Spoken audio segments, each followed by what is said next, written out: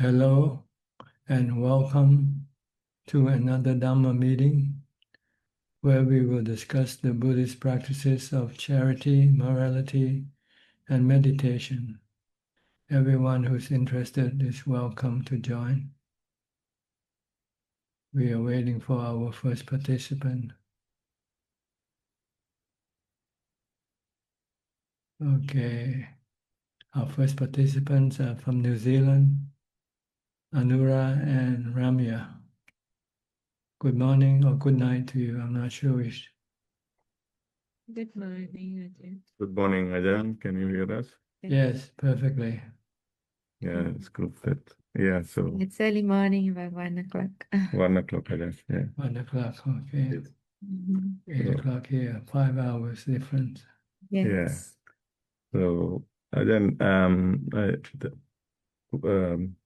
I'm just contemplating on the Pancha Bala, the 5 powers. So it's how does it?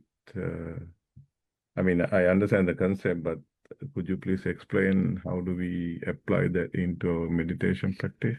Are you talking about Sattha, Viriya, Saddha, Sati, Virya, Samadhi, yeah, and Panya?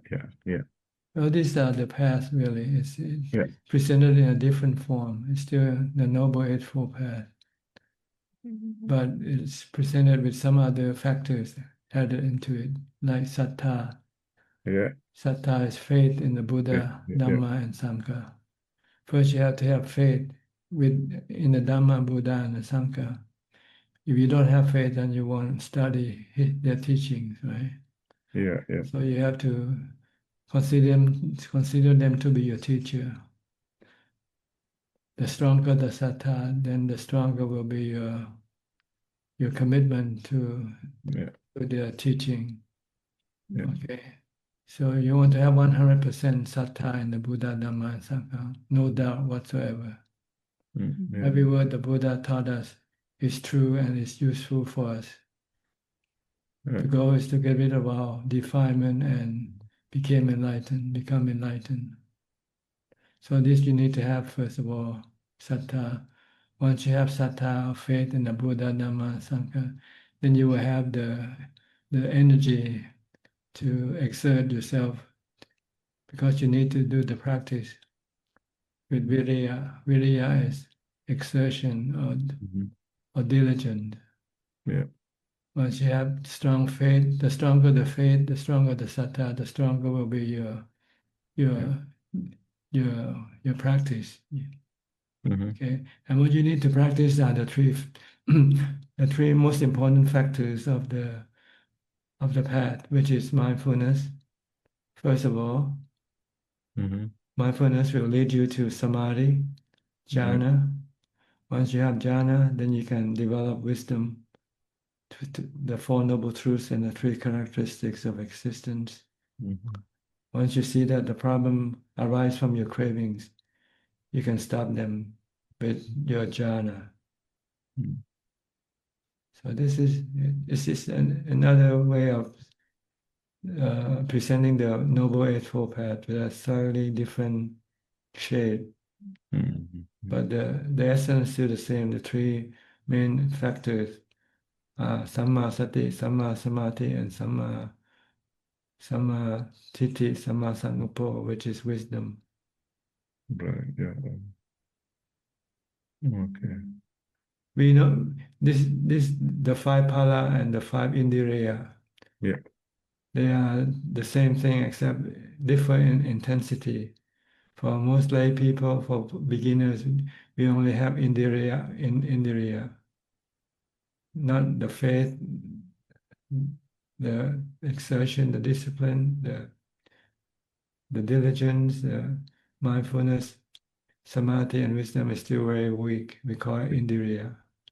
But once you start to develop to the level of stream enterer, then you will have the change of indriya into phala.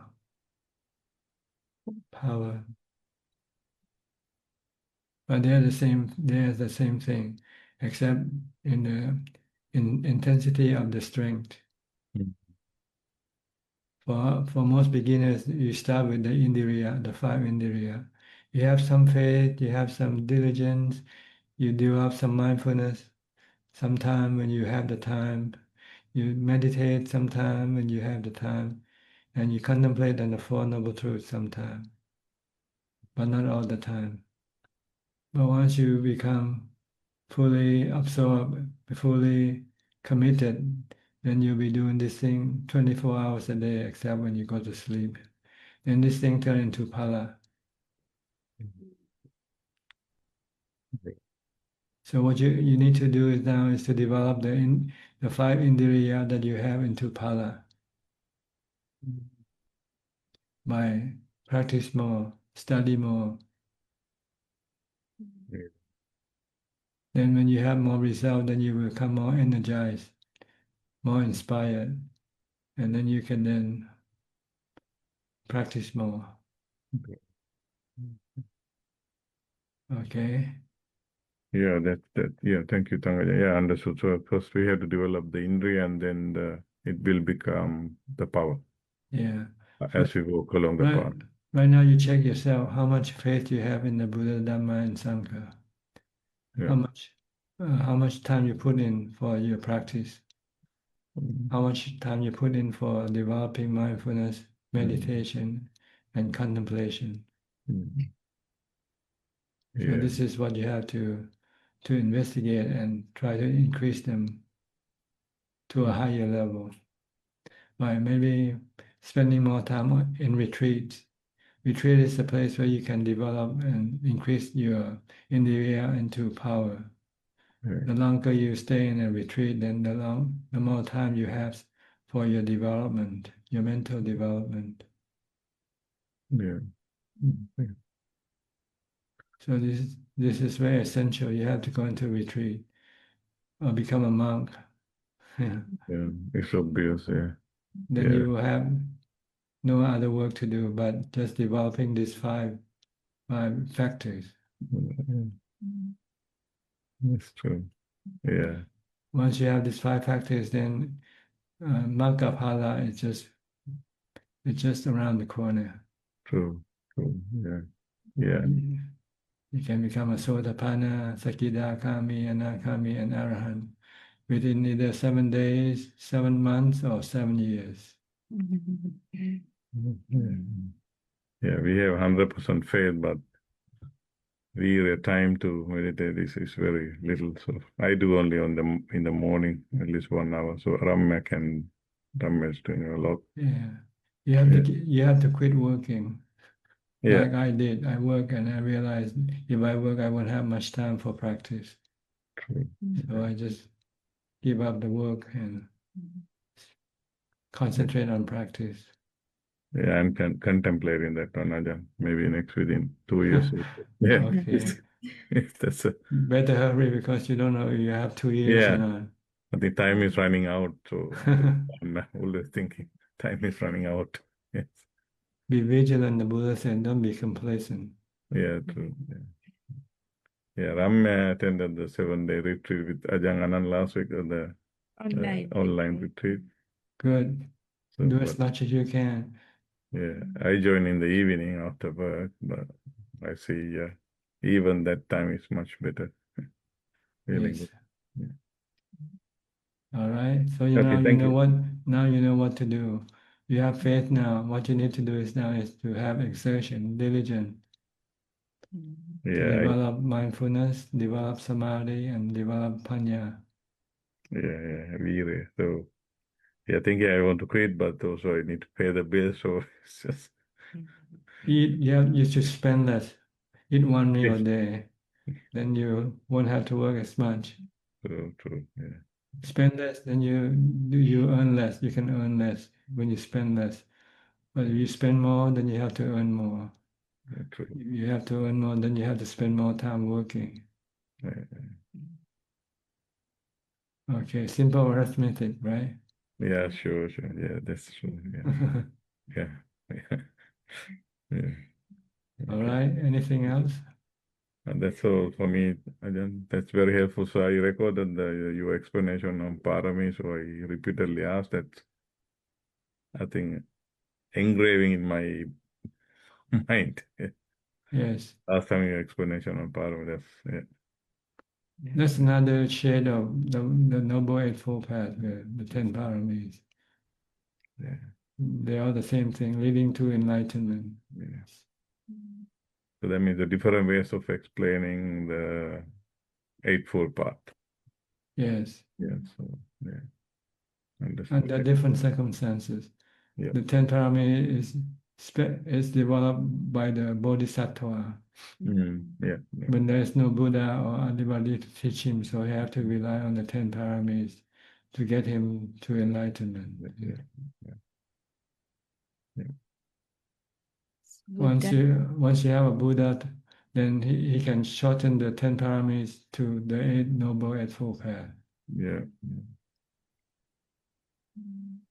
Like what we experience now. Yeah, or the 5 pala. Yeah. So we don't have to we don't have to worry about dana, we don't have to worry about metta. If you become a monk or if you go practice alone, then you don't have to worry about dana or metta or sila even. You won't be committing any sin. Or you will concentrate on just the 3 development of mindfulness, samadhi, and wisdom. Oh, so then when someone becomes a monk, practicing monk, Yes. the paramis is shortened to just 3 paramis. Is that Just correct?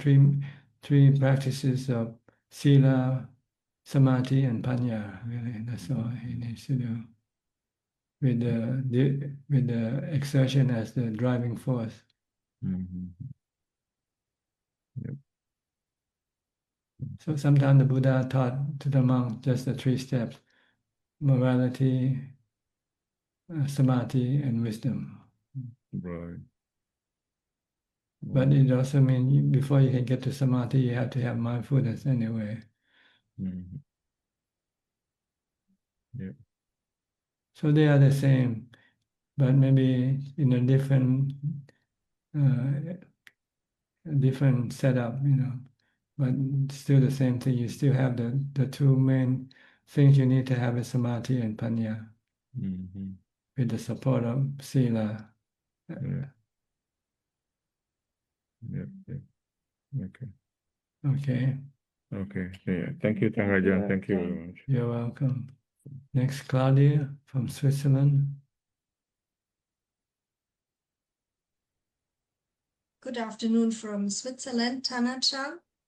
So today is the last chance during the school vacation to participate live at Zoom. So from next week, I'm going to see the Dhamma talk on Facebook again because I will return home in the afternoon. And I would like to report Tana-chan a little about my meditation as Tana-chan advised me to do. Yes, go ahead.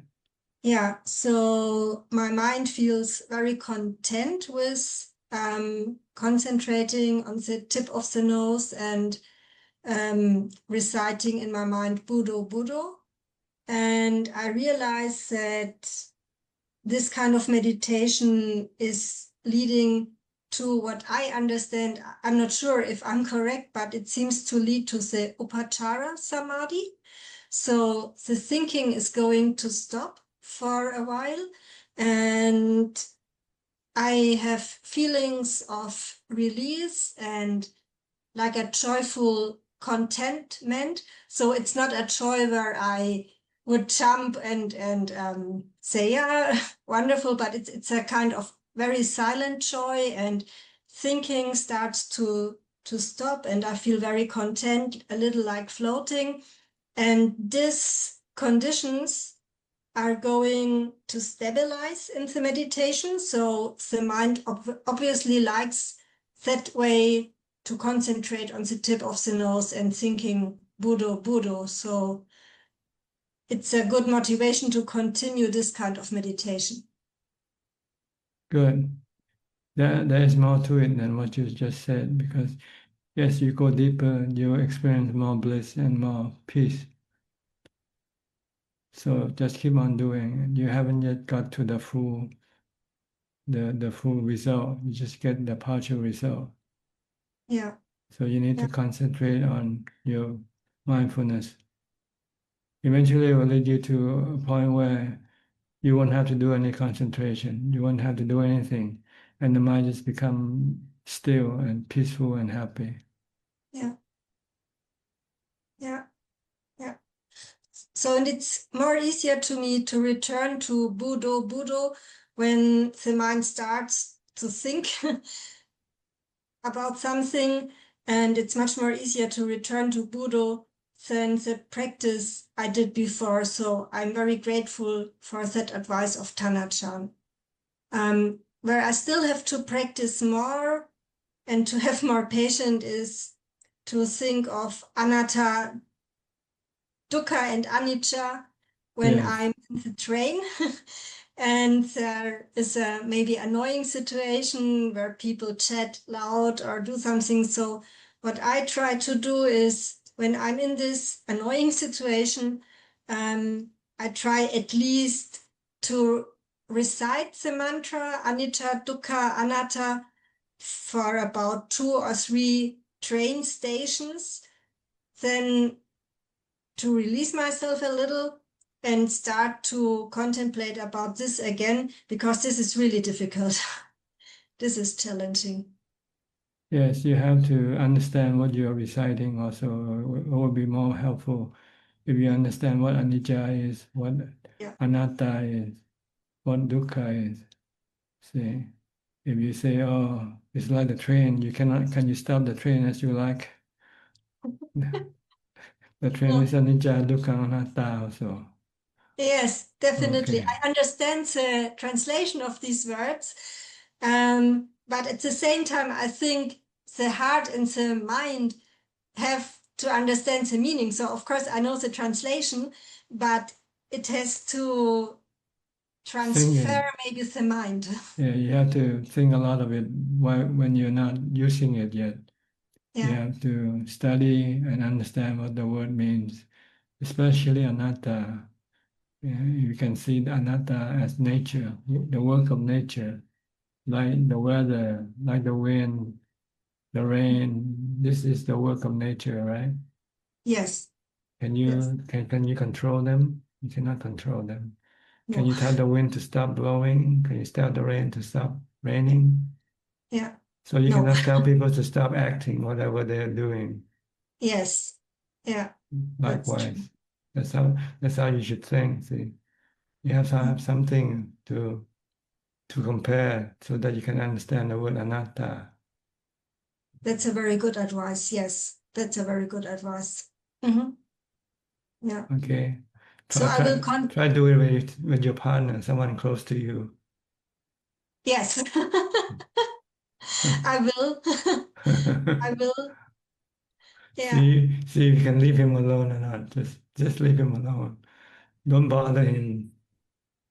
Yeah, but I Whatever. can do it better with my partner. So we are married for 34 years now, and this I is see. more easier to me than with the people in the train because we know each other very well, and both of us know when the other one has his or her 5 minutes. Uh-huh. So this is more easy. Okay, good then.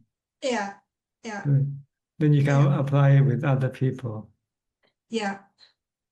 I will apply with other people. I think this is more necessary. Yeah, yeah. And so I will continue my training with a lot of gratitude to Tana Chan's advice. And when there are the next vacation in Switzerland, I will report. So I think they are in about 6 weeks. So I have 6 weeks of intense training now. And I will report Tana-chan how everything goes, especially the training. Okay, good. Good luck to you. I'll Thank see you you very much. I'll see you again next time, whenever that is. Yes, it's end September, beginning of October. Okay, Okay, thank you so much for everything. you're welcome. Next, Professor Ken, also from Switzerland. Good afternoon, Ajahn. You still you're back at home now? No, I'm still here in the mountain I see. retreat. Good. Yeah. I'd like to ask a question about the discussion Ajahn was having with Anura. You were talking about 5 pala. Yes. Pala, I normally understand that to be the fruit, as in maga pala, but were you talking about some other interpretation? It's a different word. Yeah. Pala. Okay. This one is bala. B-A-L-A, not P-H-A-L-A. Okay. Bala it here means power. mean power. It means power. Okay. 5 spiritual powers. Okay. That's what I thought. I just wanted to check. Okay. Not the same word, but almost the same, sound the same. But it's Sounds the same. Yeah, but it has a different meaning. Okay. Ajahn. Okay. That's all for now. Thanks.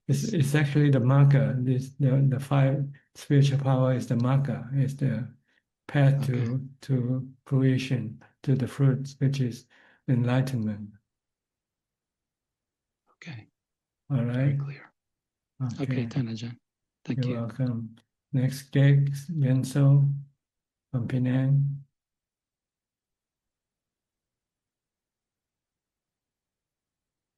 Hi, Ajahn. Good evening. Just an update. I completed my operation in my abdomen last Thursday. So far progressing well. I recite a lot of Buddha name before I enter the operation theater. So it do helps a lot. So far so good. Yeah. How do you feel? Okay. Okay. Yeah. Because this is I think my third operations, consider major operations. So it's also opportunity for me to practice the impermanence. Yeah. Not afraid. So far still okay. I think the recitations of Buddha name and calm down, it do help me a lot while I waiting outside the operation theater. Yeah. Yeah. You Okay. see wisdom from the operation? So pardon? Do you get any wisdom from this operation? Yeah, key learning, stay calm and just face whatever the challenge, right? So this is part of life and impermanence, yeah. The body is anicca. Yeah. Okay. It is anatta.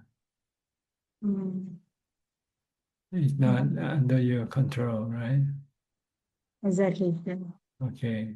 You get That's all. dukkha. You get dukkha when you want to control the body. Exactly. Right.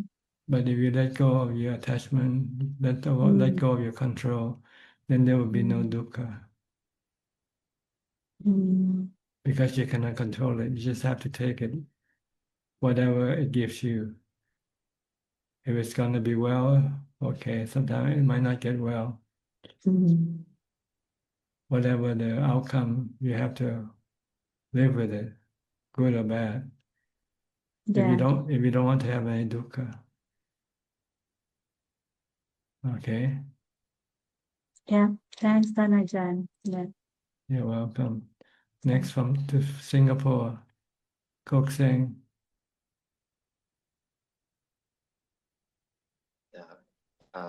Good evening, Prajan.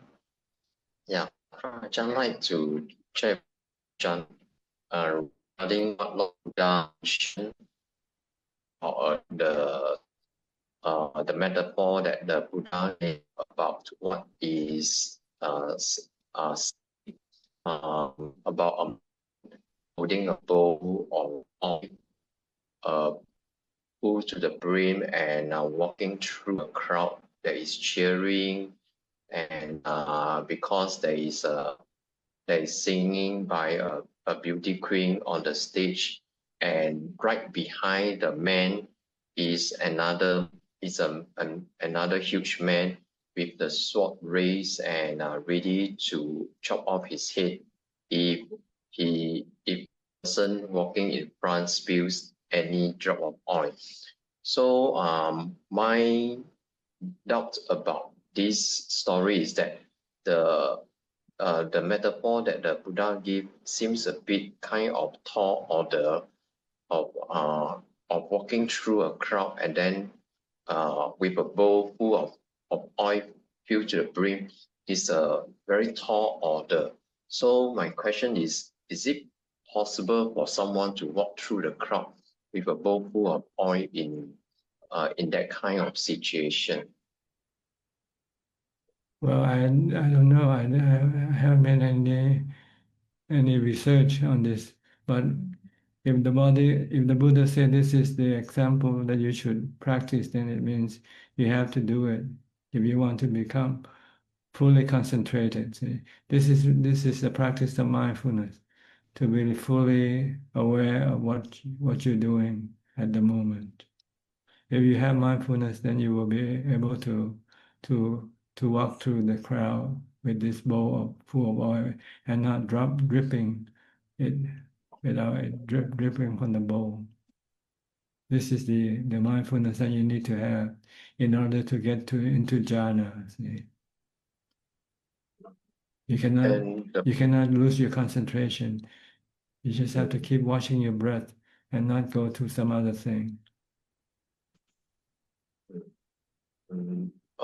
And there is, I mean, when I read the story or heard the story, there's also the fear, the man with the sword raised and ready to chop off the head. So it instills some kind of fear in me.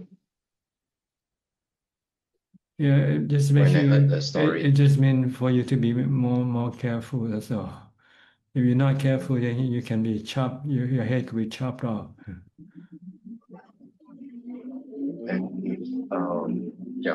before John, I was trying to relate this metaphor by Lord Buddha to what you mentioned about not being complacent and we have to be vigilant. So how do we relate this not being complacent, be vigilant to this story by the Lord Buddha? Well, you always have to look at that as like a shadow following you. You don't know when it's going to catch up with you. Okay. But it's following you close behind you. Okay. So the man carrying the sword is like death following me, like death shadowing us. not in this particular metaphor. This particular metaphor just means you have to be careful. You must not fail. If you fail, you get your head chop off. That's what it means.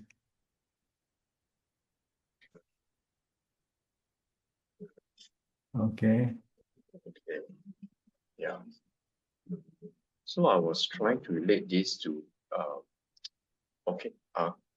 carrying a bowl of oil and then to dropping a drip of the oil to say watching entertainment videos. So that means if we cannot even watch a single any kind of entertainment at all.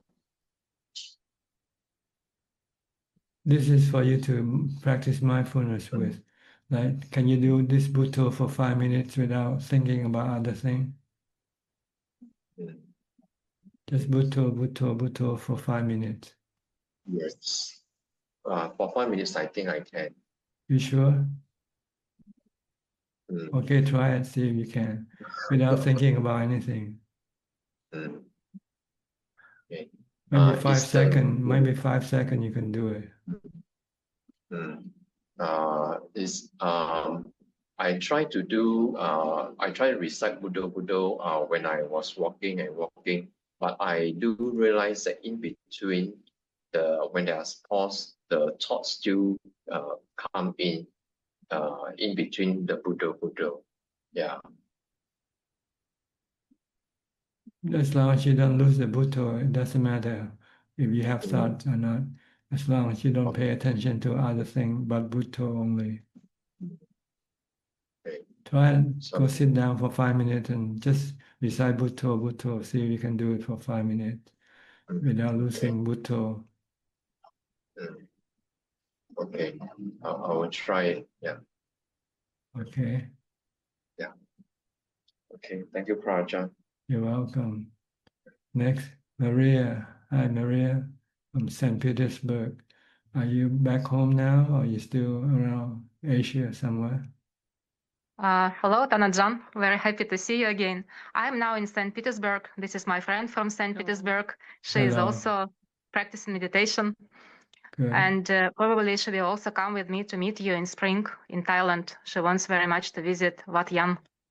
Okay, good. Do you have any question? Mostly we have come just to pay respect, but actually I have one question. This year, like as you know, I organized this kind of meditation trips to different countries. And now I feel a bit tired because I have a lot of these trips. And I'm thinking that next year I want to do less trips and more like stay at one place and practice. But I feel some kind of guilt because when I organize trips, I help other people. And when I don't do that, I just stay in one place, I feel like I'm wasting the opportunity to help others. I want to sit my own retreats, but also I want sometimes just to relax and not be involved in service all the time. But I feel some kind of guilt because of that. So can you advise me how to reach balance between helping others, finding time for own practice, and just relaxation? I don't know, because I feel I'm too much involved in this kind of service and it makes my mind sometimes a bit unbalanced. Yes, you can think of the benefit that you can get from helping other people now and helping other people later after you become enlightened. See? When you're helping people now, you can only help them to organize trips, going to different places to learn some basic Buddhism, but you cannot teach them to become enlightened yet. See? But once you spend more time for your own practice and you became enlightened, then you can teach them to become enlightened later on.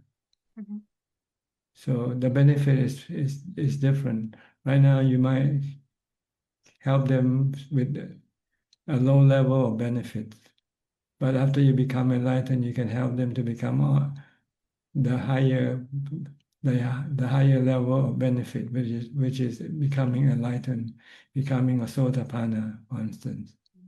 Before you can teach other people to become a Sotapanna, you yourself have to become a Sotapanna first.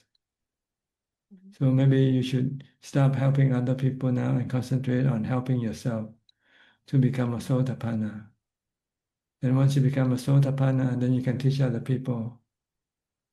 It's like if you're a high school student and if you're a college student, you as a high school student can do not as much as a college student can, right? When you graduate from high school, you can only teach people to the level of high school. But if you graduated in college, you get a degree, then you can teach people more knowledge. So you have to think of it in this way, so that then you can stop your attachment to helping other people, because you need to help yourself more now. Because if not, you will be stuck where you are forever. Understand? Yes, thank you very much. Okay. I'm actually going to sit 30-day retreat in January in Thailand in one of the Vipassana centers. Hopefully I will be confirmed. And after that, we want to have a trip around Thailand again. And then I want to come for a retreat to practice in Wat Yan. Yes. Eventually you'll find that you want to do just retreat and no trips anymore, because you'll see the difference between the benefit you get from spending time in retreat than doing trips helping other people. But this will work gradually, I think. As you spend more time on retreat, you'll find the benefit much greater than the benefit you get from helping people on trips. So eventually, I think you will stop the trips and will concentrate only on the retreat. until you become enlightened. Once you become enlightened, then you can organize trips again as you like. Okay. Thank you very much. I wanted to hear some inspiration from you because I also feel the same, but I wanted to ask you first. Okay, so you feel better now? Yes. Thank you very much. Because no one can help you but yourself to become enlightened. Other people can teach you how to do it, but you still have to do the practice yourself. But if you don't spend time on the practice and you spend time on organizing trips, then you will never become enlightened. See? The Buddha said that we should work for the benefit of ourselves first before we work for the benefit of other people. In his last speech before he passed away, he said, considering that the body is impermanent, it's going to die sooner or later. So be vigilant on helping yourself become enlightened first before helping other people to become enlightened. Work for the benefit of yourself first. Then once you have fully gained the benefit, then you can then help other people to gain the benefit that you have also. So you have to help yourself first before you help other people.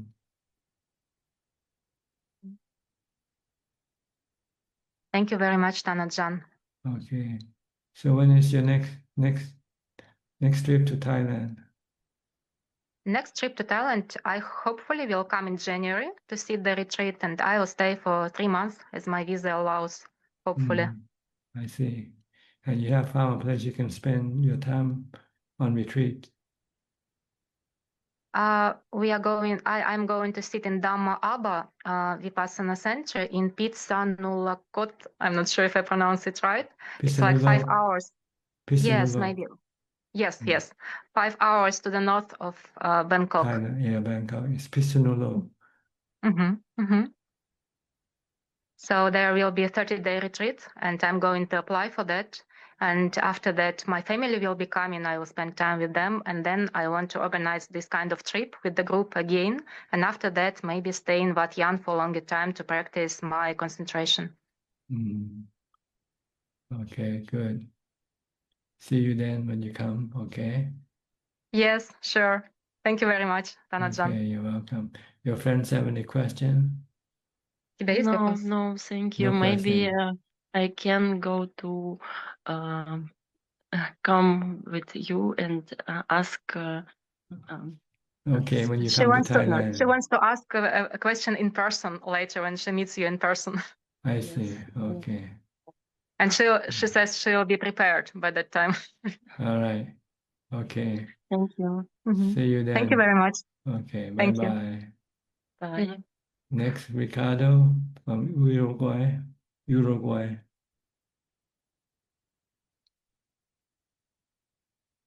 Hello, Tana-chan.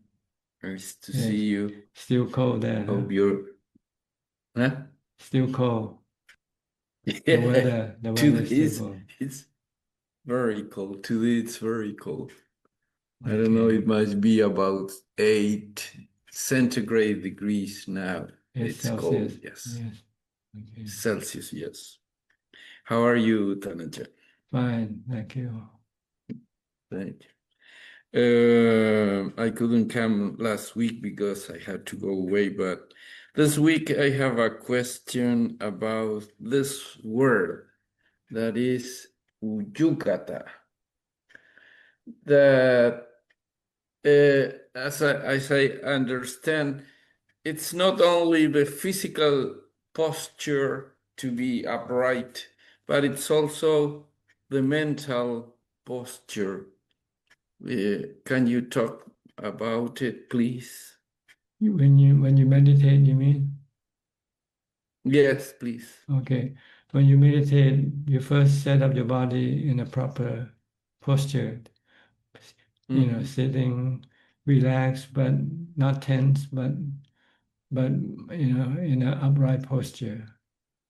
Okay. Once you have a proper posture, when you start meditating, you forget about the posture and concentrate on your mindfulness. whatever mindfulness you use, mindfulness of breath, mindfulness of Buddha. Don't worry about the body. Sometimes your mind might say, oh, the body is leaning to the left or to the right, or it's leaning forward. Don't pay attention. The mind is playing tricks on you. The mind just wants to distract you from your concentration. That's all. Once you start meditating, forget about the body. Even if your mind is telling you something is wrong with your body, don't listen to it. Just pay attention to your mindfulness.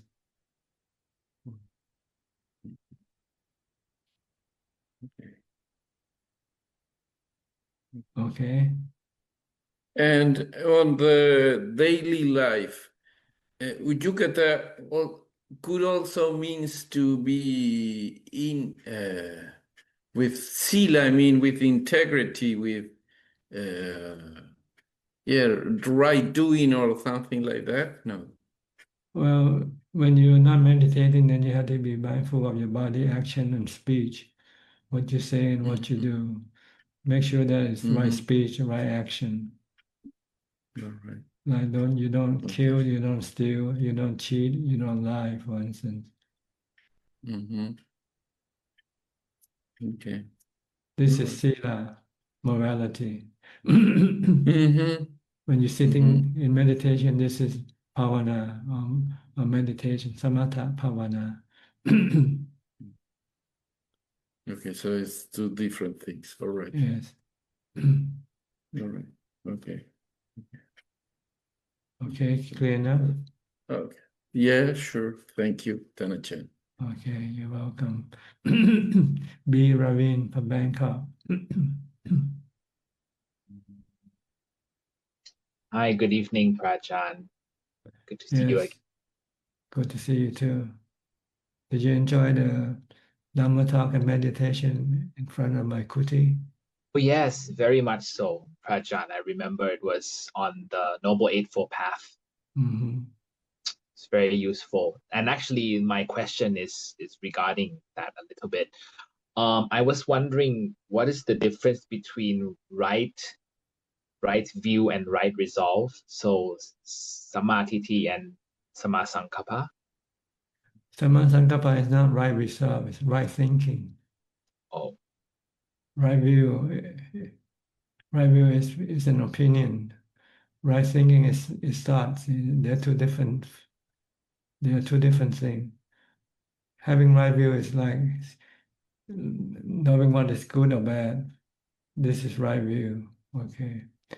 And thinking is about doing good or doing bad. This is right thinking.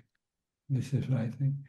So the right view that you should have is that dukkha is caused by your craving. This is right view. And by having right view, then you will have right thinking. If dukkha is created by my craving, then I must stop craving. This is right thinking. So there's two different things. The view is just a non-information, while the thinking is the action part. Once you know which is wrong with you, then you have to correct it, right? You say, I have dukkha because of my craving. If I want to get rid of my suffering, then I have to stop my cravings. This is right thinking. And in order to stop your craving, you have to do right mindfulness, right samadhi. So you have to have mindfulness and samadhi. Once you have samadhi, then you can stop your craving.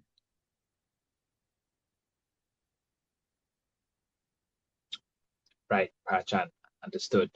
And you mentioned about the middle path as well in your talk last week. So I know that this applies to almost everything that we do in our daily lives, but how would I find the balance between following the middle path, but also at the same time not slacking off too much? Because right effort is also important. I have to strive to meditate, to work, to do things.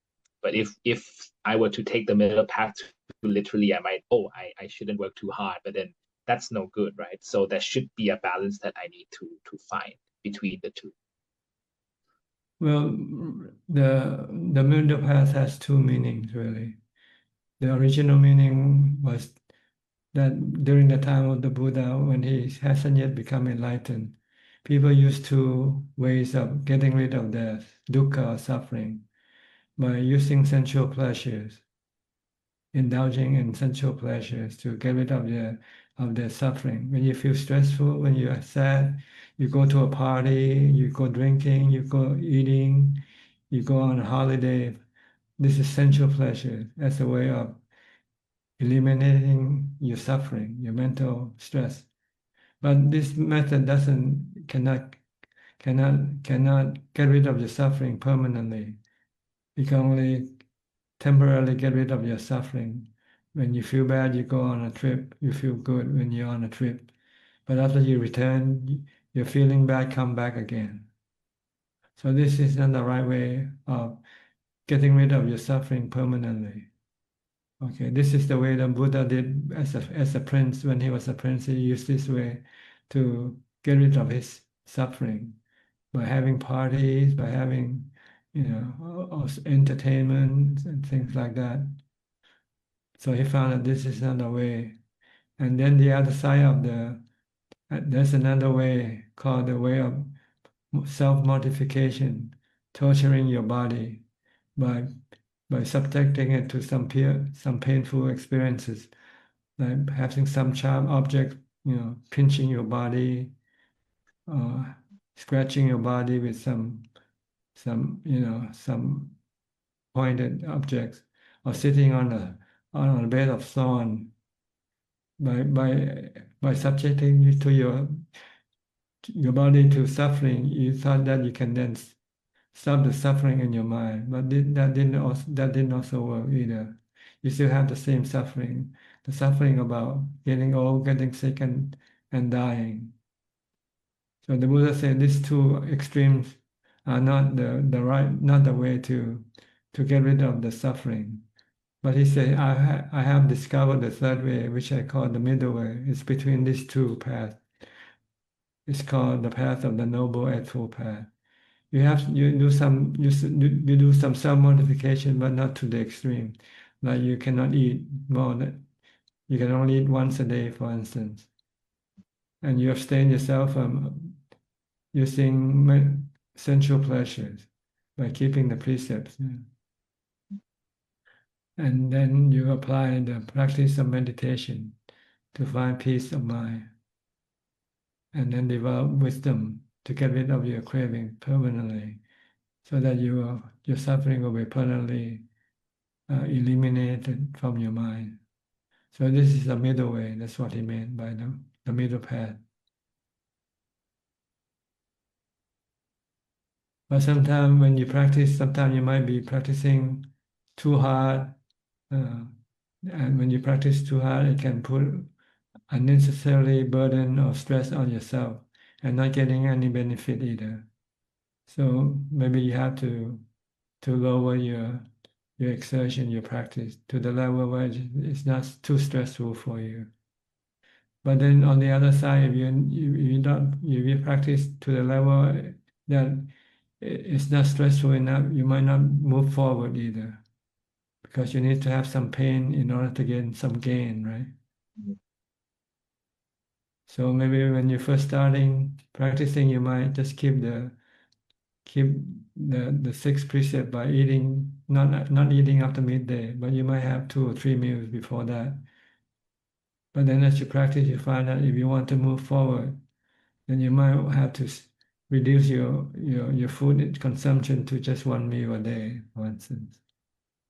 So you have to adjust this balance to the strength of your ability to endure the pain that you have to go through in order to have some gain in your meditation practice.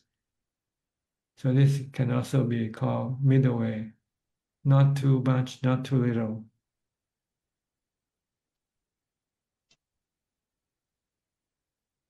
Okay.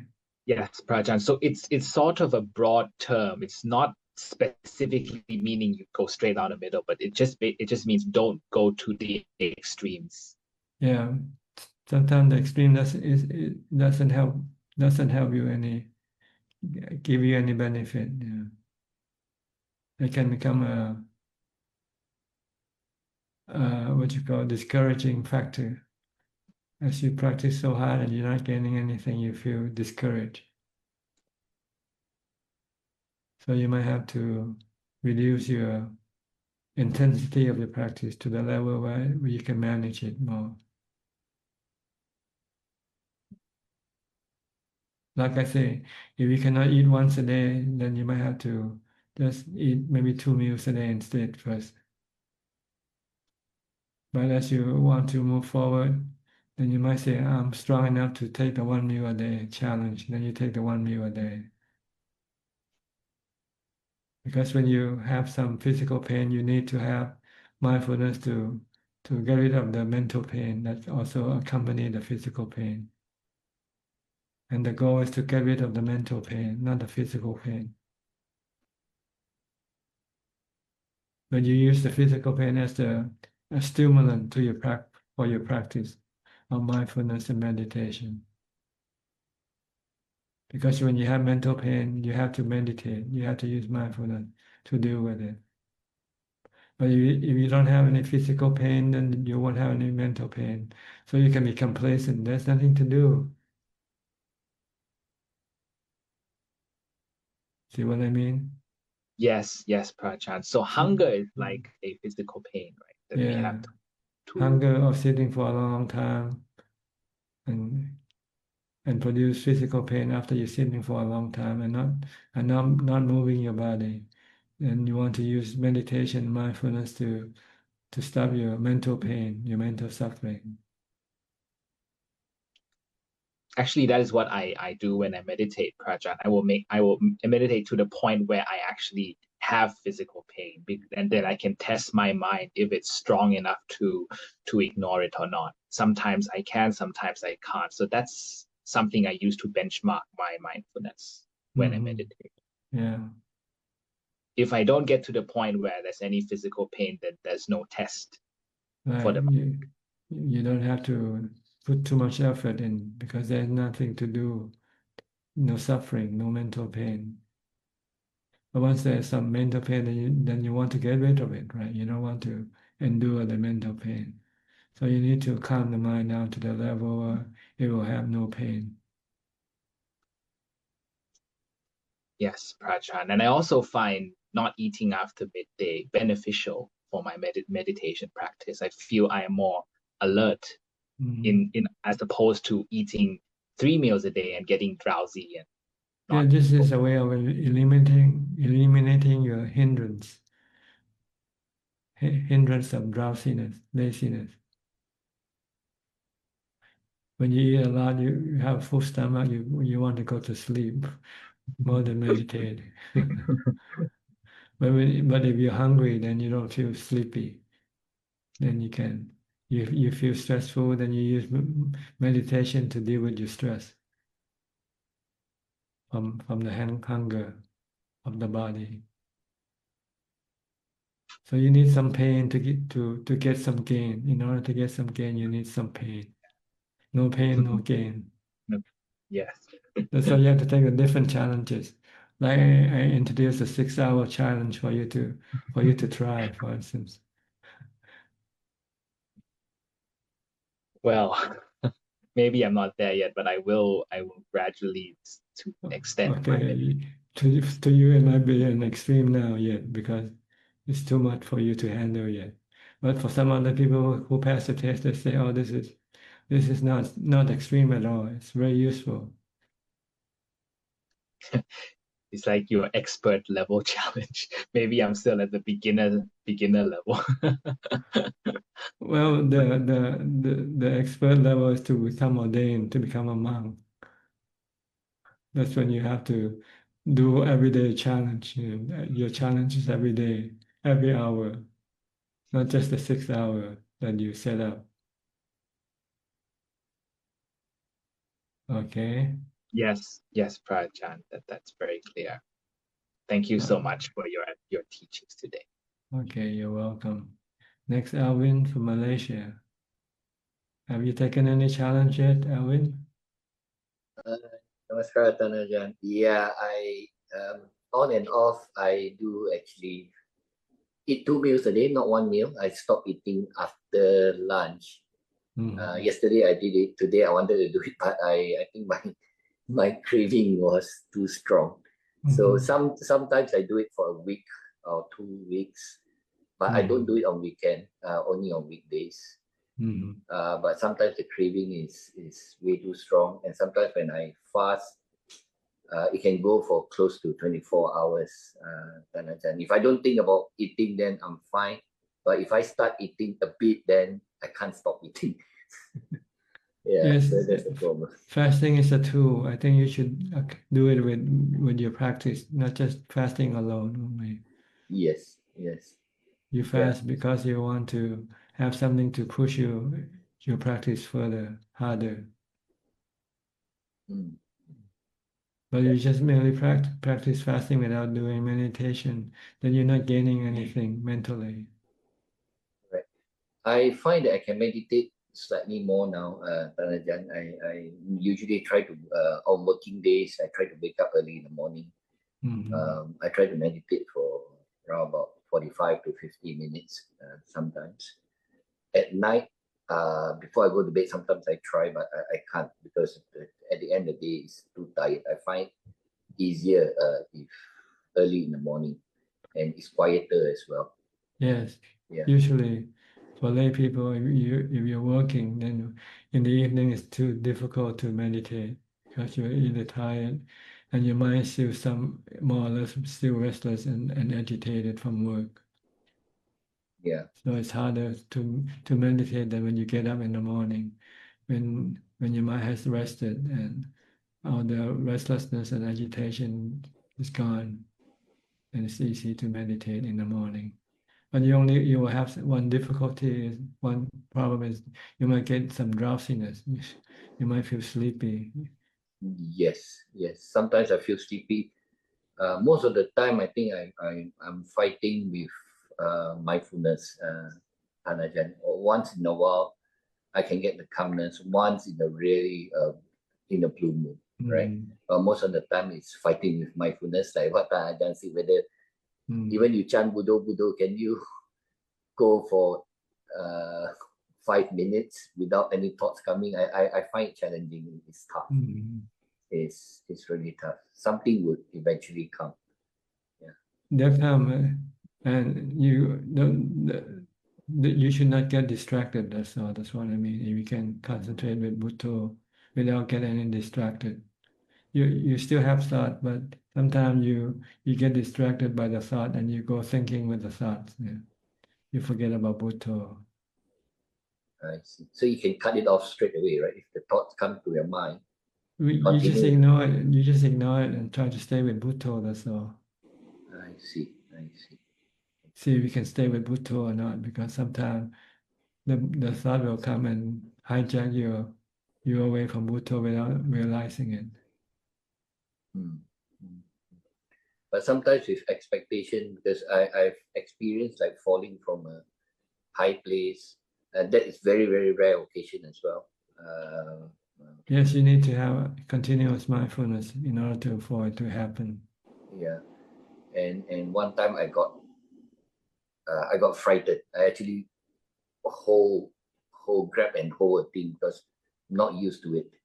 Yeah, so things like this, and I think my mindfulness is not strong. Right, I would say that. Yes, this is okay because it will just then give you some warning that next time when you face the same experience again, you don't have to react. Just merely continue with your concentration. Okay. I want to ask you one thing as well. My father passed away like around about 1 year ago, more than 1 year ago. At that time, I accepted it, right, without much, because I keep on reminding these are all Anicca, dukkha, anicca, anatta. anicca, vata, sankhara. But it's normal, right, for me to think about him on and off, quite often thinking about my father. And I thought it's like something that I cannot let go. But then again, when I was listening to Ajahn Chiat's biography, where you uploaded, he said that when after his Ajah's mother, he said his mother passed away, he still think about the mother. So I suppose this is normal, right? Ajahn to think about somebody who passed away. Well, it differs from people to people, see, because some people have more attachment to the person who passed away, so they might think more. Some other people might have not as much attachment, so they might think less. But thinking about them is okay as long as you don't have any suffering from thinking. That's all. If you have some suffering when you're thinking of them, then you should stop by using Bhutto. But as long as you think and it doesn't create any suffering, then you can think. But if you are a practitioner, then you don't want to let your mind go thinking about the past either. You want to bring it back into the present. Okay. But it's possible to think about anything. The mind can think about the past, think about the future. But if you practice, you don't want to let the mind go to the past or to the future. You want to keep it empty in the present, just merely knowing as much as possible.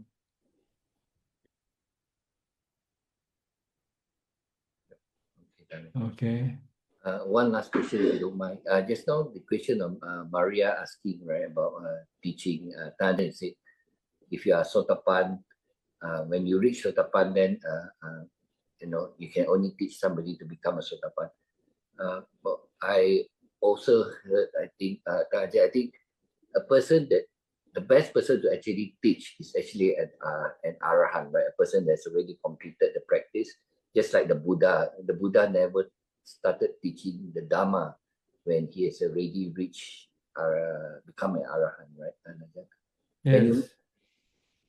You can only teach the level that you have attained to, not higher. So as a Putujana, somebody that has not entered the stream, it's advisable not to teach at all, right? I would say so. Yes, because you're wasting your time for your own purpose, for your own goal, your enlightenment.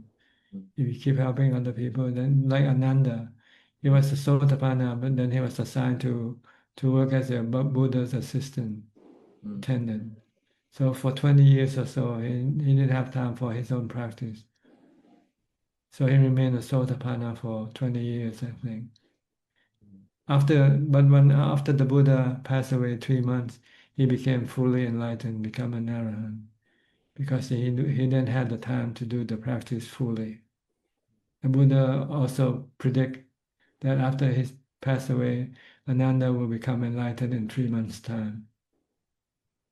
That's because he had no other work to do now, so he can then concentrate on his own practice.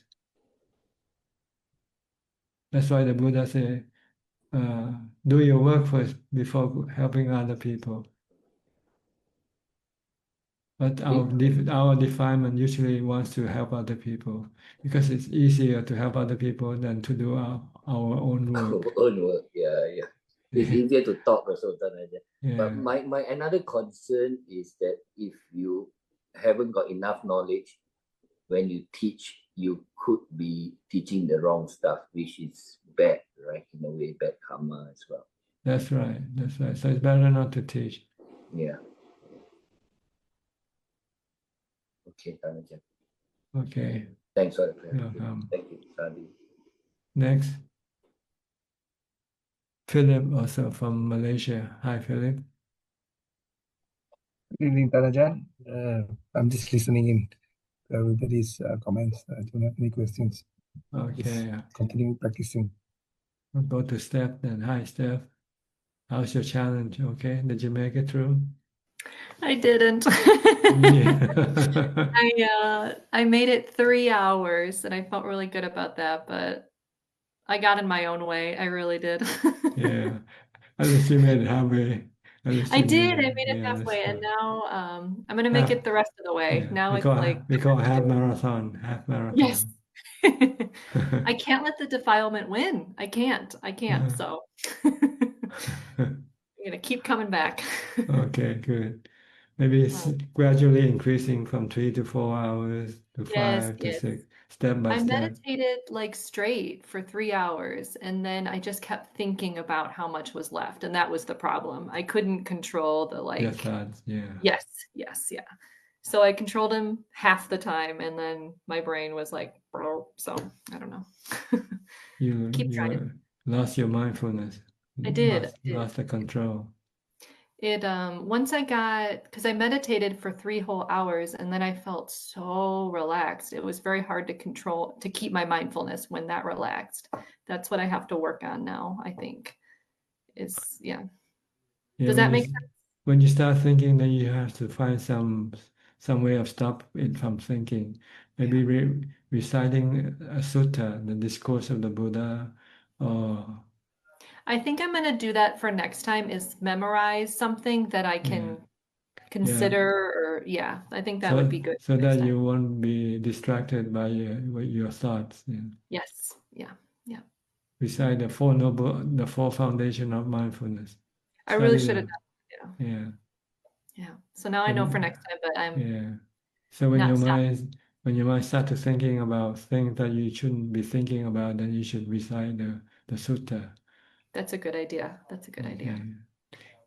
Because you can also learn from the reciting of the sutta, because it's the teaching of the Buddha, especially the four foundation of mindfulness. He teaches the way to develop mindfulness, the way to sit and meditate to get to jhana, and also the way to contemplate the nature of the body, the feeling, and the mind. That's a good, So for next time. Okay. Yeah. At least if you do it next time, at least try to maintain what you have gained so far. Yeah. If you cannot increase your practice, at least keep at the same level that you had last time. Well, that's what I wonder if maybe I should be doing a little bit, because I used to do so much reading all the time, and then I stopped, and maybe I should bring it back a little bit. Maybe I need to bring back a little bit more study. Maybe that's what I need. Yeah. But study the way to practice, not study about the general information. But just about the Satipatthana and like know how to, so go back to those. Yeah. Okay. Yep.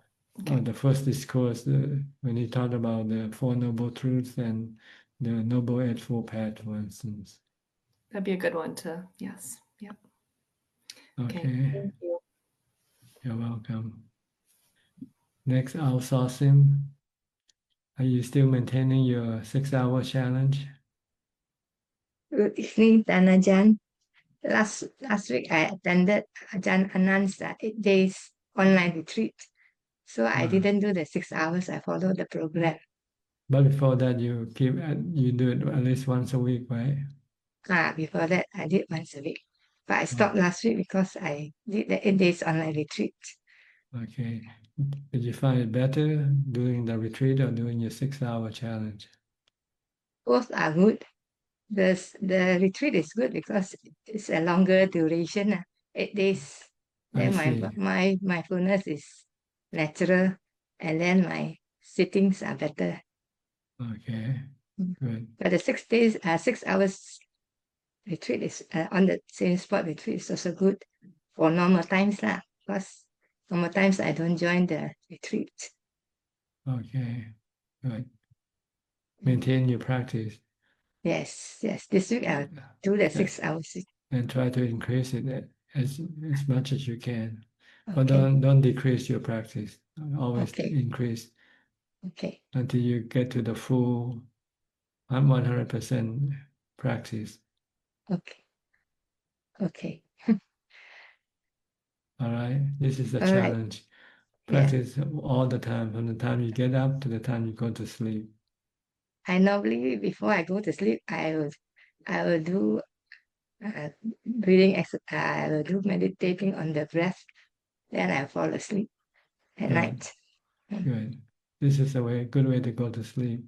Because you Very can good. stop your thought. You can fall asleep very quickly. Yes, very good. Okay. Okay, thank you very much, You're Ajahn, for welcome. your advice. Next, Tommy from Australia, still cold. You don't have any heater in your room?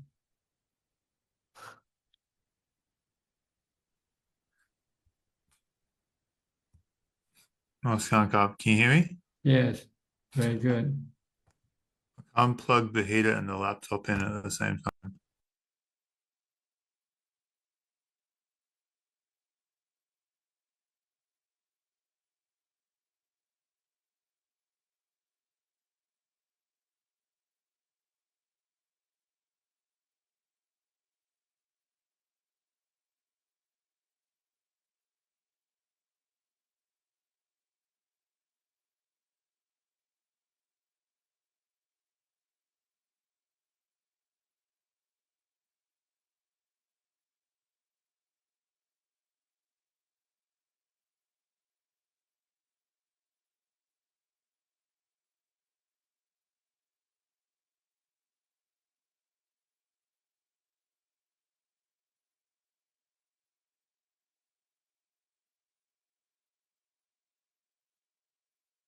Things very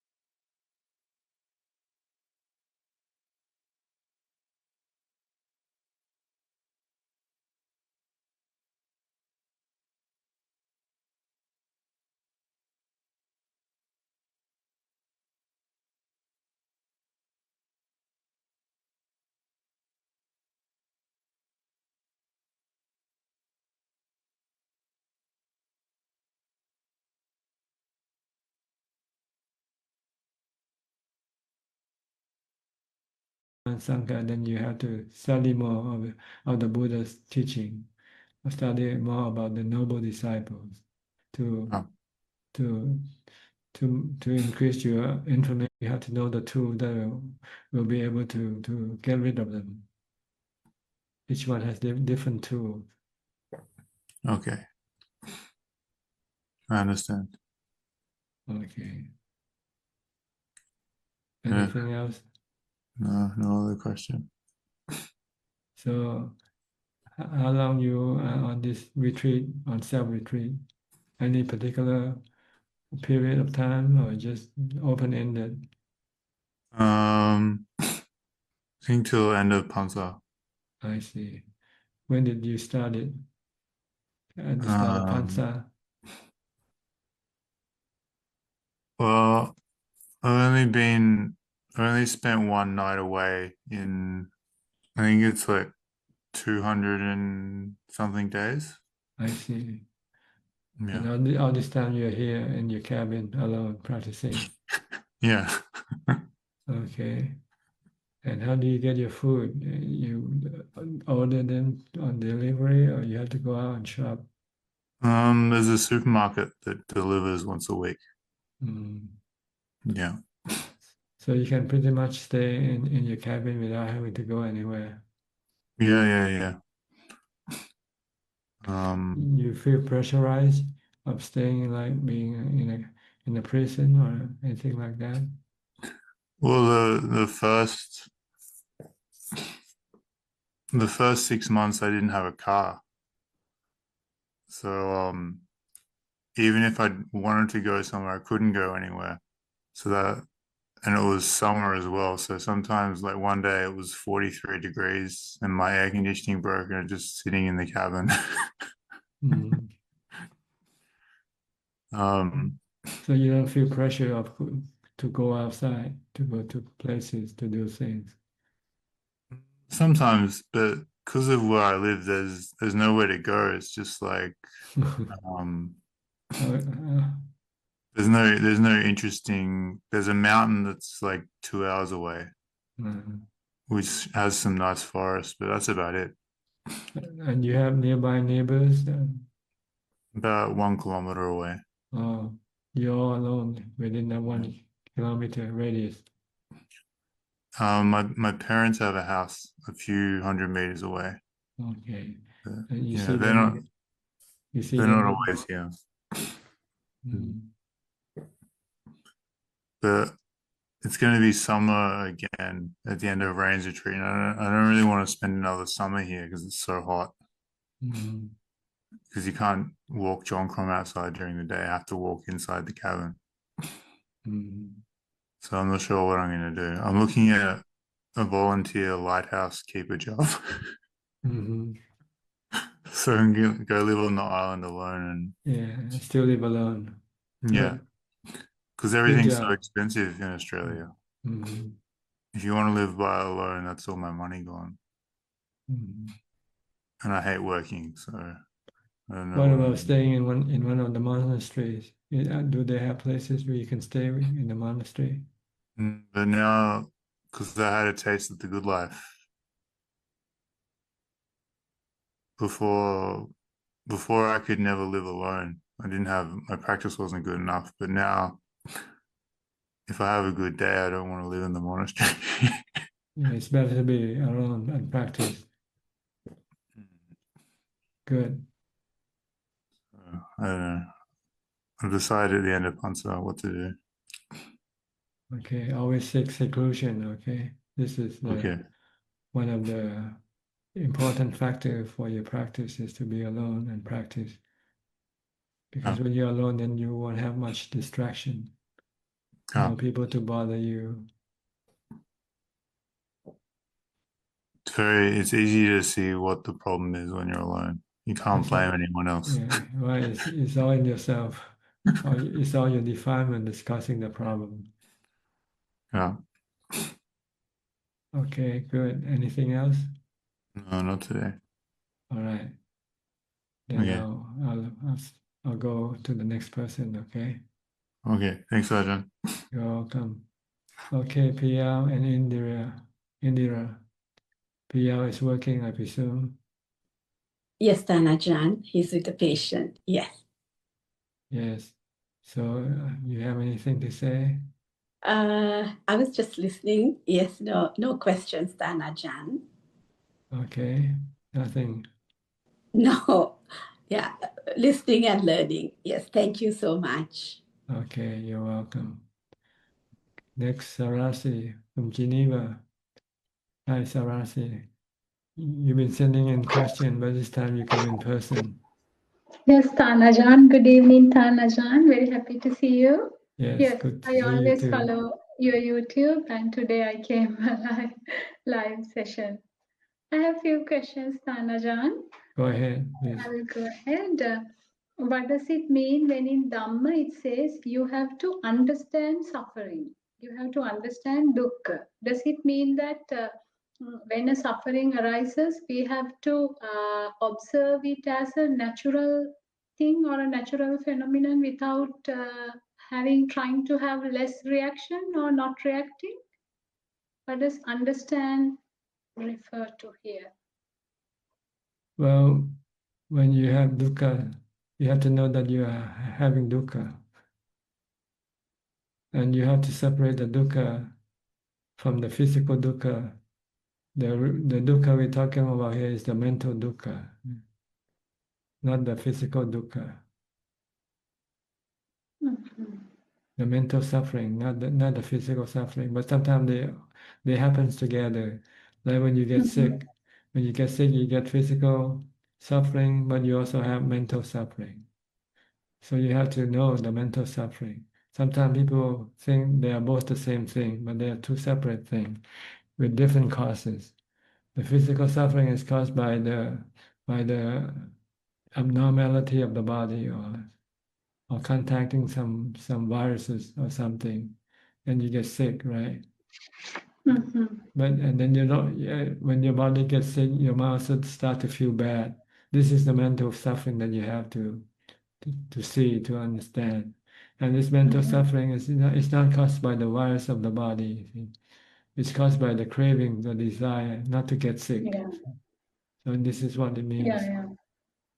To be able to know exclusively the mental suffering. Okay. So when you get sick, your body gets sick, your mind also becomes sick. But if you know the cause of the sickness of the mind is your craving, not the desire to get well or the desire not to get sick. So if you can stop this desire by accepting the sickness, then you can stop the mental sickness. Okay. This is Stop what the it means by tanha. Okay. this is knowing the Four Noble Truths. Know the suffering, know the cause of suffering, know the cessation of suffering, and know the way to stop the suffering, the path, which is mindfulness and wisdom. Okay. Okay, Ajahn. Clear enough? Yes, it is. So it means not the physical suffering that we have to know. We have to know the mental suffering. Okay. And know the cause of the mental suffering. And know the... It is caused by tanha or desire. That's what we have to know. Okay. Right. And how to get rid of this tanha desire. You have to have wisdom. Okay. You have to see the Yes. body as anicca, dukkha, anatta. Yeah. Once you see this and accept that, okay, the body has to get sick, whether you like it or not.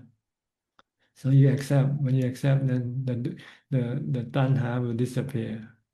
When the tanha disappears, the cessation of suffering will appear.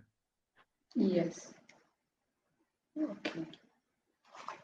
Okay, Ajahn, thank you. And my second question is, can we name one's eagerness to become enlightened is a form of bhavatanha?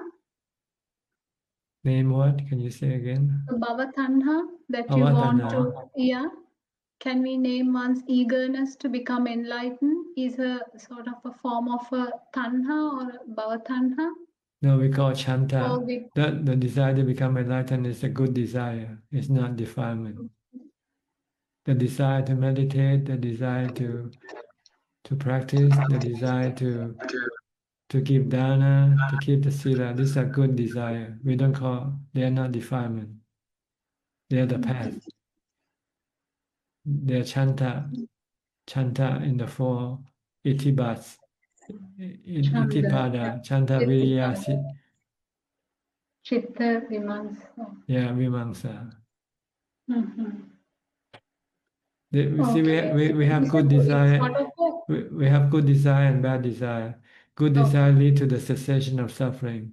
Bad desire lead to the appearance of suffering. Okay. Okay, Ajahn, thank you. And my last question is, if we say the 12 links of Paticcasamuppada are not applicable to an Arahant, is the statement correct? Because we see in... They are not applied to the Arahant because the Arahant breaks the chain at the point of craving, see. Yeah. When you have feelings, if you are a normal person, you will have cravings.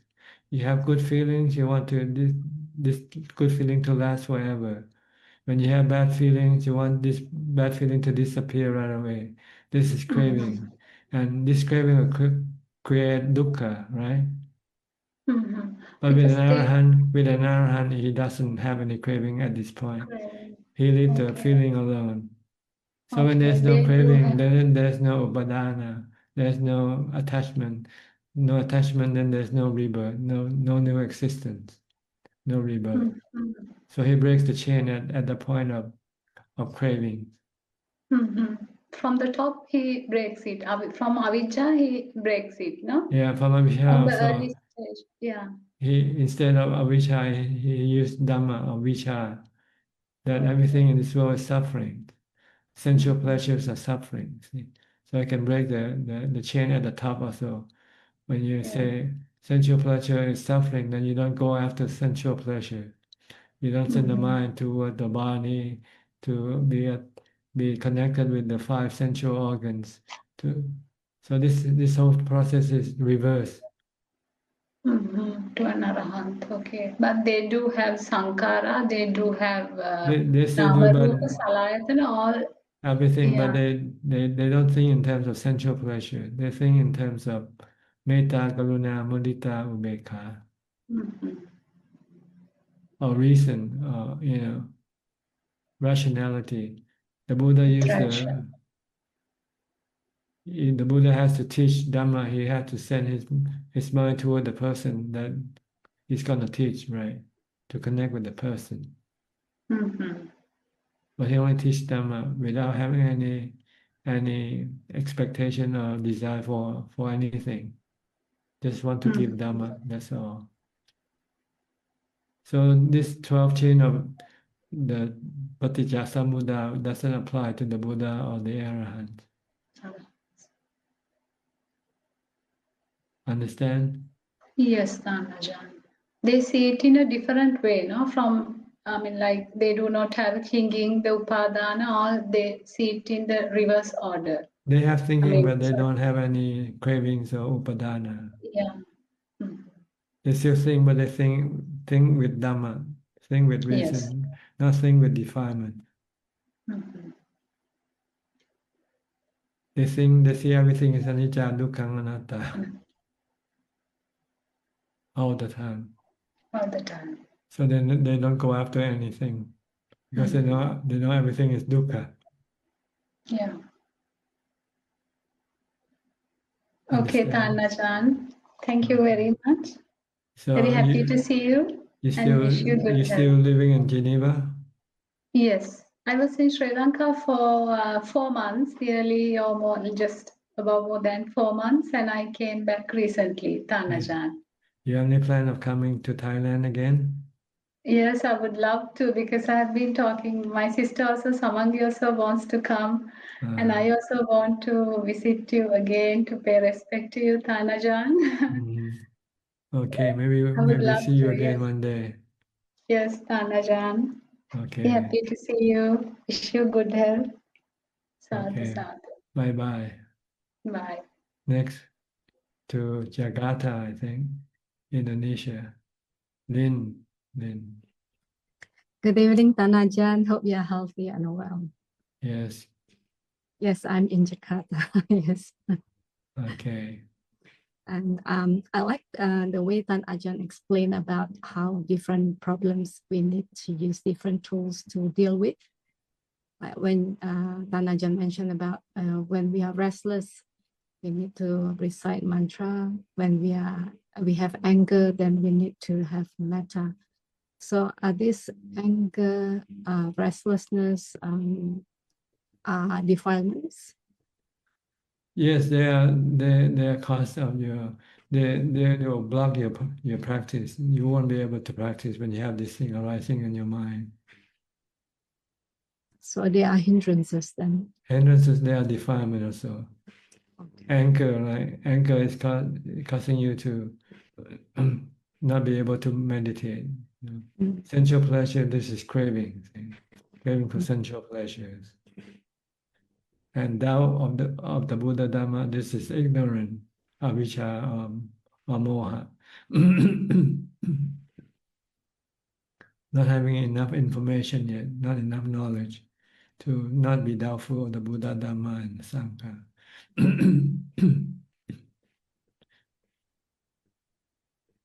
And sleepiness, this is another form of defilement. Laziness, sleepiness. So they are all defilement in different manifestation. So if worldly happiness is a kind of defilement also? Well, happiness is not defilement. Happiness is what you call vedana, feelings. Feeling is the anicca, dukkha, anatta. Worldly happiness is brief, it's impermanent, it's anicca, it changes from happiness to sadness sooner or later. This is not defilement, these are feelings. So the way to deal with these kind of feelings is to leave them alone. Don't be attached to them. Don't have any craving for them. Like in the Paticca Samuppada, when you get to feeling, you usually have cravings for them, either good or bad. Good feeling, you want them to last for a long time. Bad feeling, you want them to disappear right away. So this will create suffering in the mind. Without craving, then there will be no suffering. Good feeling or bad feeling, let them come and go. They are anatta, they are anicca, you cannot control them. They are like the weather.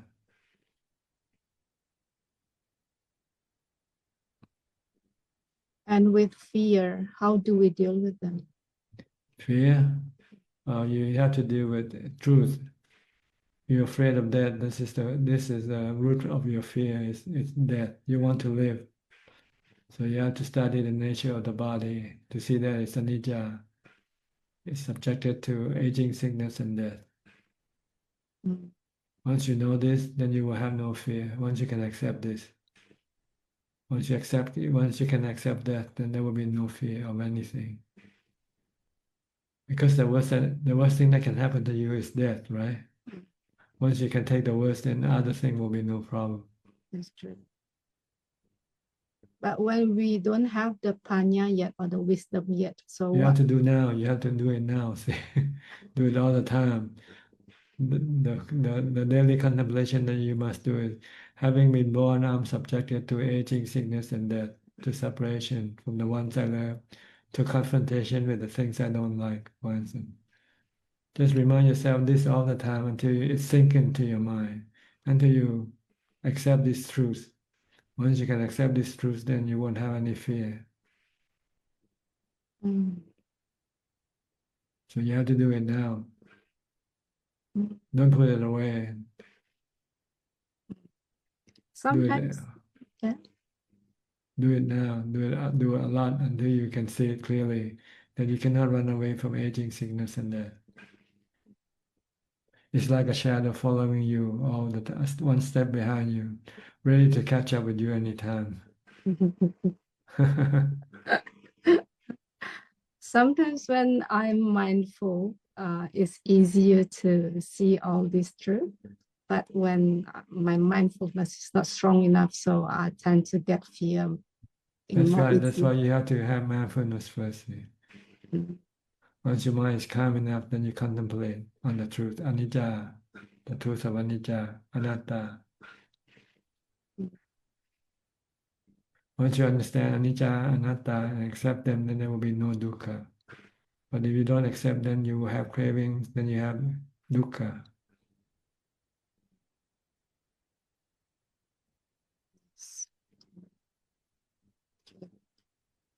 And on my practice, I didn't manage to do the 6-hour challenge as I mentioned last week. But yeah, lots of hindrances. But I think I'm going to do, I am determined to do it this week. It's coming. Okay. if you cannot do 6, maybe do just half of it. Better than nothing at all. Yes. I did 3 hours. Yeah, sorry. I did 3 hours on. But if you can do 6 hours, that's better. But if you cannot, maybe just do half of it first. Maintain some momentum. Don't lose the momentum, because it will be harder to restart the next time. Normally on the weekends, I do 3 to 6 hours. Last Sunday, I managed to do 3 hours. But I mentioned to you that I wanted to do 6 hours, but I wasn't in the position. Not able to. The time was a bit limited last week. But okay, no problem. it is a problem to me because That's time is right. running out. It's not my problem, so you don't have to tell me. It's a problem to me. But by me telling San Ajahn, then I will be more determined and more resolute to do this. Confession helps sometimes, right? Yes, it is. It is very true. But thank you so much. Lots of gratitude to you, San Ajahn. Okay, you're welcome. Next, Mike from New York. You're in the heat wave again, Mike. This thing seems to come on and off every other week or something. Yeah, the heat, it's been a lot, but I'm actually on holiday with my family right now in South New Jersey, so the heat is not as bad. It has been more mild, and I've been very much enjoying everyone's comments today, and having this digital sangha has been really encouraging with my practice. So I just wanted to say thank you to everyone who shared today. And then I guess I wanted to ask Tana John, I was meditating last night, especially when I meditate at nighttime. I was meditating maybe at 11 p.m. Sometimes I even though I find a very peaceful place to be, my mind state is very peaceful. I fight against tiredness, or I fight against thoughts in my mind that I'm fighting against tiredness. Maybe it's like even just kind of a mental block. So I was curious if Tana John had any advice for, kind of energizing the meditation, either with the breath or just with words. Well, you should not only focus on just the meditation period alone. You should also focus on the time before and after meditation, which is mindfulness. Try to maintain or have mindfulness as much as possible during your day, your waking hours, not just only during meditation, because you have much more time to develop mindfulness before you meditate. And if you have good mindfulness, when you meditate, you'll find it easy for the mind to become calm and peaceful. So try to be mindful as much as possible during the period when you're not meditating. From the time you get up in the morning, when you start your day, start with mindfulness. You can recite the mantra, or you can keep watching your body. What is this body doing now? Standing, walking, sitting, taking a shower, eating, or whatever it is doing. Try to watch it all the time, and reduce your thinking about other things, about the past or the future, about this or that. Then you'll find your mind more ready for meditation when you meditate. Okay, some people forget it's not only about meditation, and they think, oh, I'll meditate at this hour and then I'll be mindful at this hour only. But they forget that they should be mindful before and after. They should, if they want to succeed in the meditation. I think this is one of the reasons why people don't succeed in meditation, because they don't have enough mindfulness. They start building mindfulness when they start meditating, and that's not enough time to have enough mindfulness to make the meditation session successful. So you have to also practice mindfulness, not just during the time of meditation, but before and after, all the time, if possible. Then you'll find your meditation will be easier, and the success will come quicker and easier also. Your mind can become calm quickly. Okay, this is one very important thing that meditating has not been usually told. They only tell what to do when they meditate, right? But they have been told that they have to do preliminary practice before they meditate, which is mindfulness practice. So you have to do this before you meditate. Like before you take off on a plane, you have to have fuel put in the tank first, right? If you don't have any fuel in the tank, you cannot take off. The plane cannot take off. Same way, you have to fill in your mind with mindfulness first before you meditate. Once you have enough mindfulness, then your mind can become calm very quickly when you meditate. Okay, so you have pre-flight work you have to do before you're taking the flight. Before you meditate, you have pre-meditation work to do, that which is mindfulness. Try to practice mindfulness as much as possible during your waking hours. Then when you meditate, you find it easier and get to the point, get to the calm very quicker.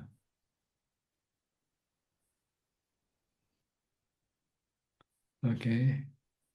And you won't have much hindrance either if you're always mindful. The hindrance which come from you not being mindful. You let your mind go getting angry at someone or going after sensual pleasures. So when you meditate, you find these things still a hindrance to you. But if you have mindfulness, you will more or less clear them away before you practice. Okay. Thank you, Ajahn. You're welcome. Next, Gary from Singapore.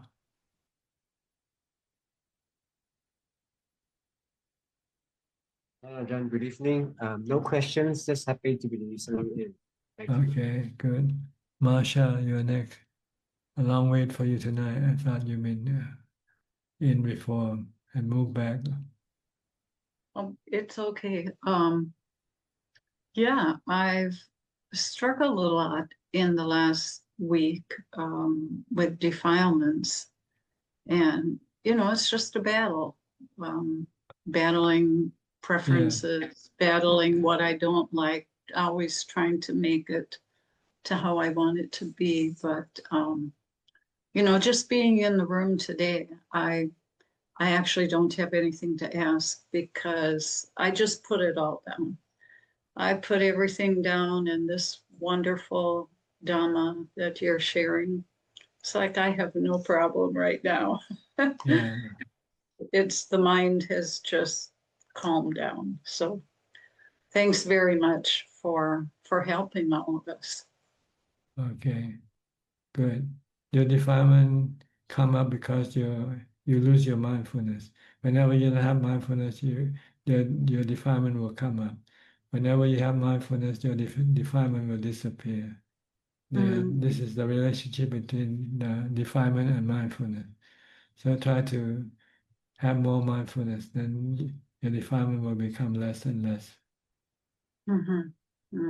Or if you cannot use mindfulness, you use wisdom, anicca, dukkha, anatta. This can also work in place of mindfulness. But it's easier to use mindfulness like a mantra or just keep watching your body. Okay. All right.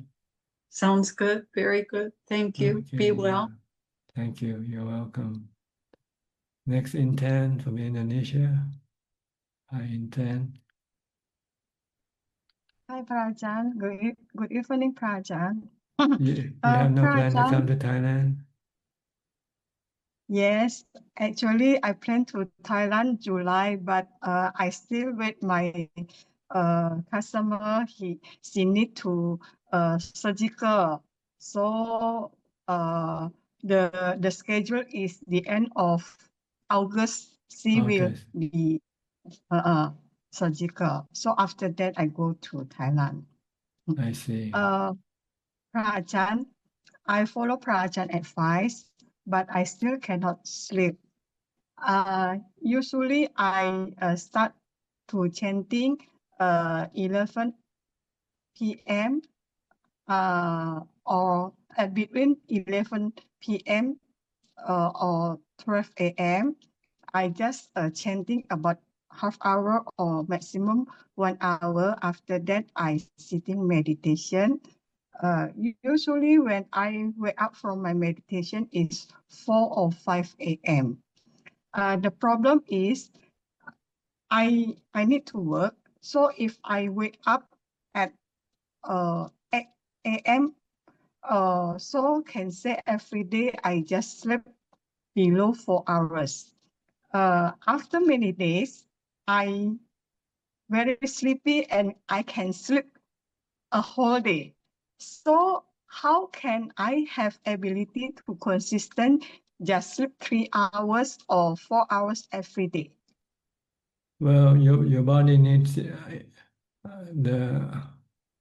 amount of time to sleep. So if you don't give it the amount of time, it will feel sleepy. So you just have to sleep more now because the body needs more time. So you have to decrease your meditation practice. Either decrease your chanting. You might not have to chant for a long time. Maybe chant for 15 minutes and then meditate right away. Okay. Because meditation is better than chanting. But sometimes you need chanting before you can start meditating. Chanting is to develop more mindfulness for the mind. But you don't have to chant for a long time. Maybe 15 minutes, 20 minutes. When you feel that you can meditate, then you can stop chanting and start meditating. Or if you can start meditating right away without chanting, then you don't need to chant at all. Okay. This you can adjust according to the need of the body. The body usually needs at least 5 hours of sleep a day. So you might have to have more time for sleep and less time for meditation or chanting. Okay, understand? Okay, understand, Ajahn. I try. All right. Okay. Thank you, Ajahn. You're welcome. Next, Belinda from Singapore. Namaskar, Ajahn. Yes, what can I do for you? Just practice, Ajahn. The same old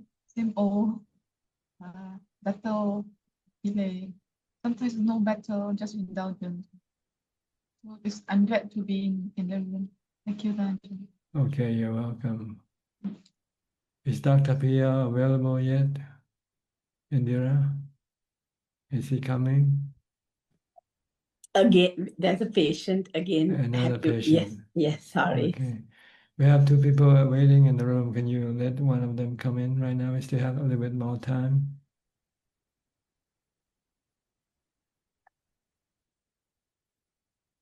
Who else? Sweden check. Okay. That's an admit thing. See if Okay. we can. Got 2. Okay, 2 coming in. First, Nining. I thought Nining was away practicing somewhere. Yeah. Yeah, Ajahn. Yeah, Ajahn. Yes, go ahead. Ajahn, this is my 6 days of fasting. I only drink water. I don't eat. Tomorrow, I will break my fasting. And also, during this challenge, I did 6 hours challenge. Stay in the same place, doing sitting meditation, and also listening to the Dhamma talk. Okay. And this is, maybe this is the most happiness moment in my life, Ajahn. Good. Yeah, because I face to face to this dukkha, Yes. and like Ajahn said that I must experience it by myself. Good. Next time when you do it, you should not listen to Dhamma talk because you're still relying on external source. Try to think of Dhamma yourself instead of listening to Dhamma talk. In that six days, Ajahn? In that 6 hour Oh, period. 6 hours, sorry. Yeah. You're not supposed to rely on anything outside of your own mind. So in that, but it's okay. It's okay. But just to let you know that the condition the required for the 6-hour challenge is not to rely on anything external.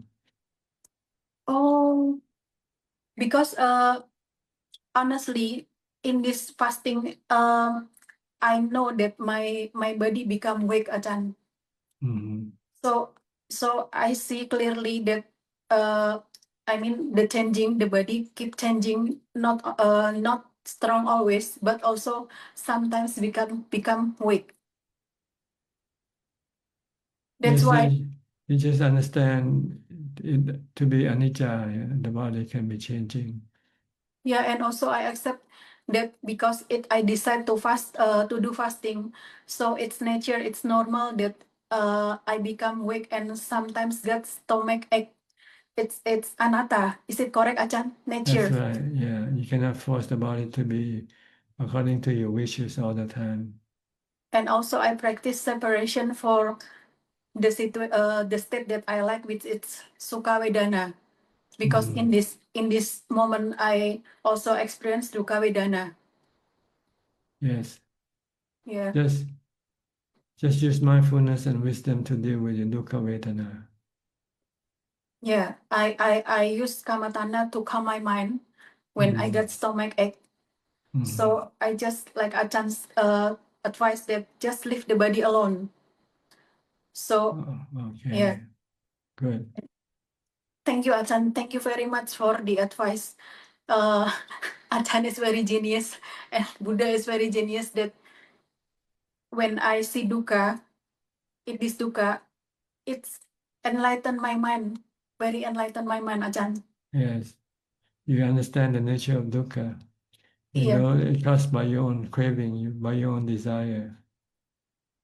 So should I practice this kind of practice more and more, Ajahn?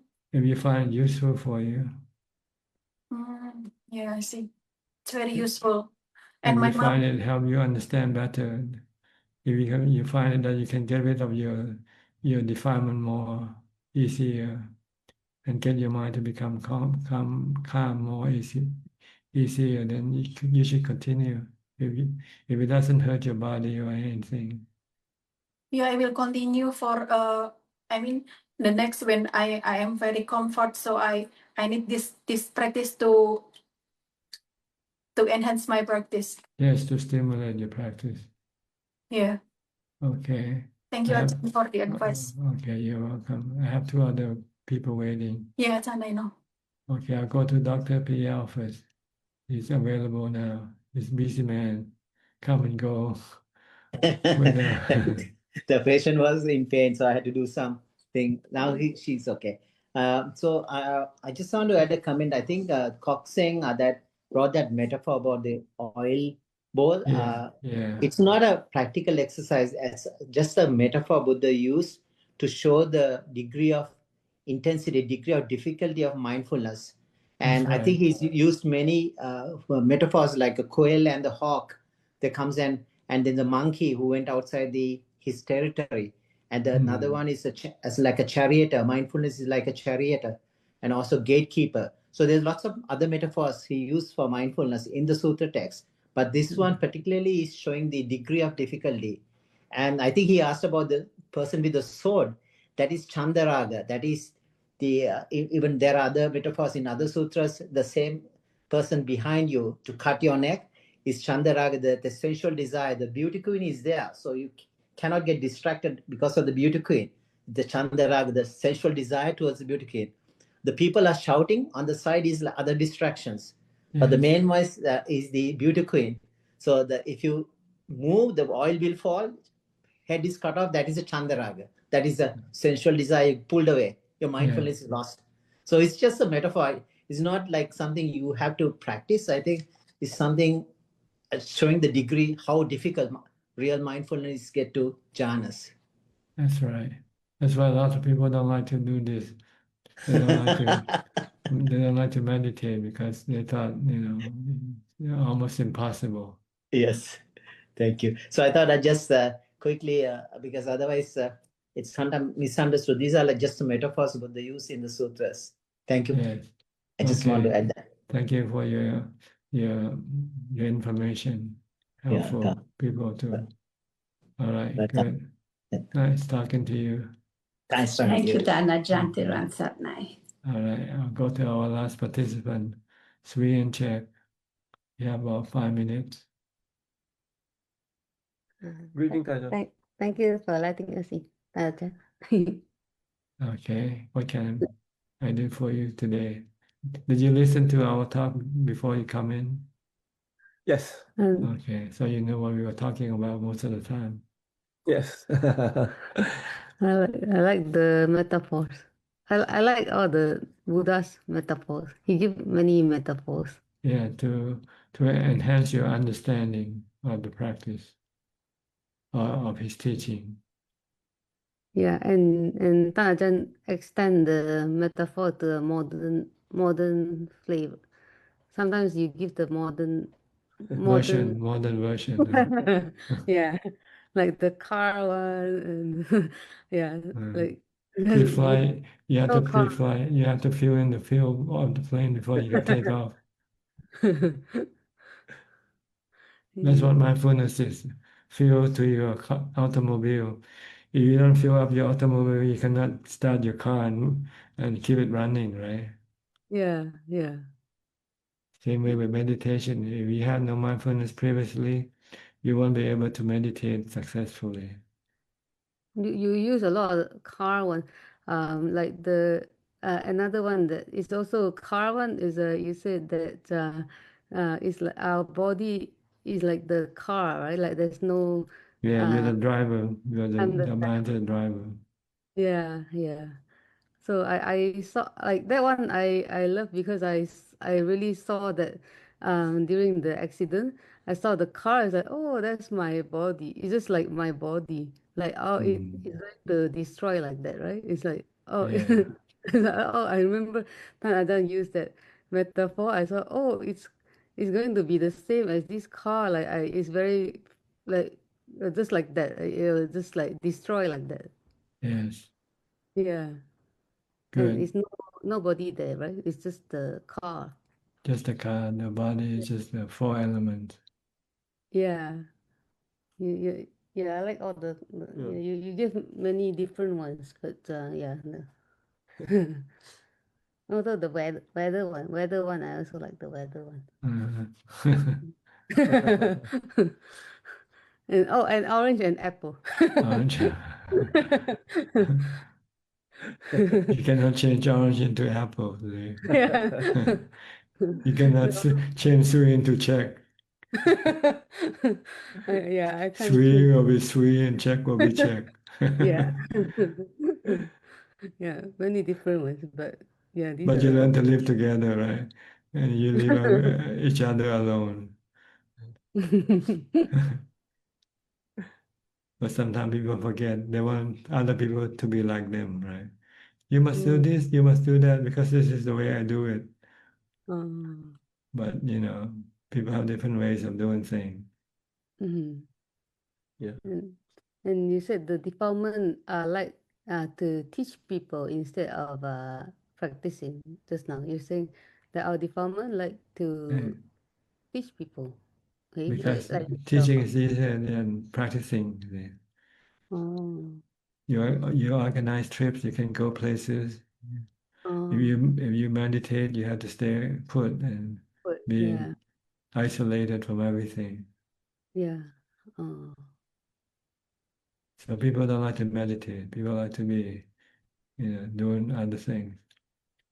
Yeah, that's true. Yeah, you mentioned also helping people than helping ourselves.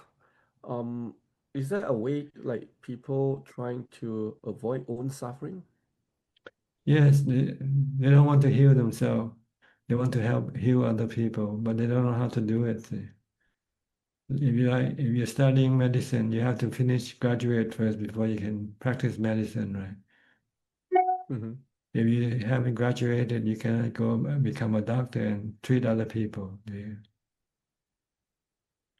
So this is the same way with suffering. Suffering is a mental illness. You need to be a physician. You have to graduate from a mental college first before you can become a mental doctor, healing other people's mental suffering. Yeah. This is another one. This is another metaphor. Because what you're doing now just merely